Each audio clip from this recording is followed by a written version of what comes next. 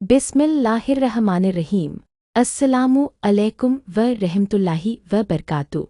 आज हम कुरान की सबसे खूबसूरत कहानियों में से एक कहानी सुनेंगे, हज़रत यूसुफ अलैहिस्सलाम की कहानी। यह कहानी हमें सब्र, अल्लाह पर भरोसा और माफ़ी की ताकत सिखाती है। हज़रत यूसुफ का खास ख्वाब। हज़रत यूसुफ हज़रत याकूब अलैहिस्सलाम के प्यारे बेटे थे। एक दिन छोटे से हज़रत यूसुफ ने एक अजीब और ख़ास ख्वाब देखा। उन्होंने देखा कि 11 सितारे, सूरज और चाँद उन्हें सजदा कर रहे हैं। हज़रत यूसुफ बहुत खुश होकर अपने वालिद के पास गए और कहा, अब्बा जान, मैंने एक अजीब ख्वाब देखा है जिसमें सितारे, सूरज और चाँद मुझे सजदा कर रहे थे। हज़रत याकूब समझ गए कि यह कोई आम ख्वाब नहीं है, यह अल्लाह की तरफ से एक इशारा था कि हज़रत यूसुफ का भविष्य बहुत बड़ा होगा। लेकिन उन्होंने हज़रत यूसुफ को नसीहत की, बेटा, यह ख्वाब अपने भाइयों को मत बताना वरना वे तुमसे जलने लगेंगे। भाइयों की जलन। हज़रत यूसुफ के 11 भाई थे। उनमें से कई भाई उनसे जलते थे क्योंकि उन्हें लगता था कि उनके वालिद हज़रत यूसुफ से ज़्यादा मोहब्बत करते हैं। जलन इतनी बढ़ गई कि उन्होंने एक बुरा प्लान बना लिया। एक दिन उन्होंने अपने वालिद से कहा, अब्बा, यूसुफ को हमारे साथ भेज दीजिए ताकि वह हमारे साथ खेल सके। हज़रत याकूब को डर था कि कहीं कोई जानवर उन्हें नुकसान न पहुंचा दे, लेकिन भाइयों के जोर देने पर आखिरकार उन्होंने यूसुफ को उनके साथ जाने दिया। कुएं में फेंक दिया गया। भाइयों ने हज़रत यूसुफ को दूर ले जाकर एक गहरे कुएं में फेंक दिया। सोचिए, एक छोटा बच्चा अंधेरे कुएं में अकेला छोड़ दिया गया, लेकिन अल्लाह अपने नेक बंदों को कभी अकेला नहीं छोड़ता। अल्लाह ने हज़रत यूसुफ के दिल में सब्र डाला और उन्हें भरोसा दिया कि एक दिन वह इस मुसीबत से निकलेंगे। उधर उनके भाई घर लौटे और झूठ बोला कि यूसुफ को भेड़िया खा गए।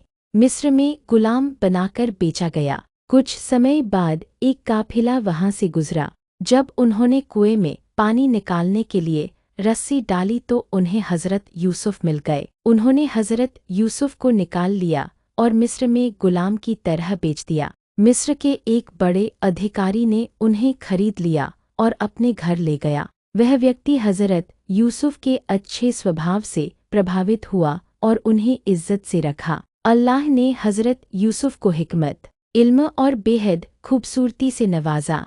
एक बड़ा इम्तिहान।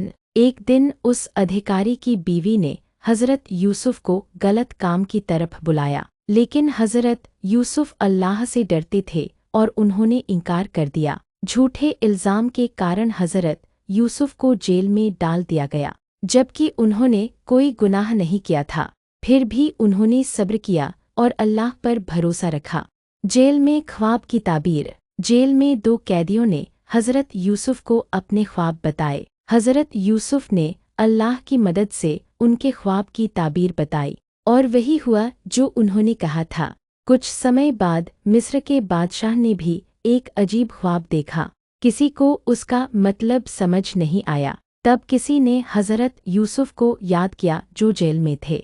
मिस्र का खजांची। हज़रत यूसुफ ने बादशाह के ख्वाब की ताबीर बताई।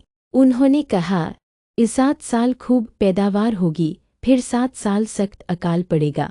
उन्होंने सलाह दी कि अच्छे सालों में अनाज जमा कर लिया जाए। बादशाह हज़रत यूसुफ की अक्ल और ईमानदारी से बहुत प्रभावित हुआ। उसने हज़रत यूसुफ को मिस्र का खजांची और बड़ा अधिकारी बना दिया। भाइयों से मुलाकात। जब अकाल पड़ा तो हज़रत यूसुफ के भाई भी मिस्र आए अनाज लेने। उन्होंने हज़रत यूसुफ को नहीं पहचाना, लेकिन हज़रत यूसुफ ने उन्हें पहचान लिया। आखिरकार एक दिन हज़रत यूसुफ ने अपनी पहचान बता दी।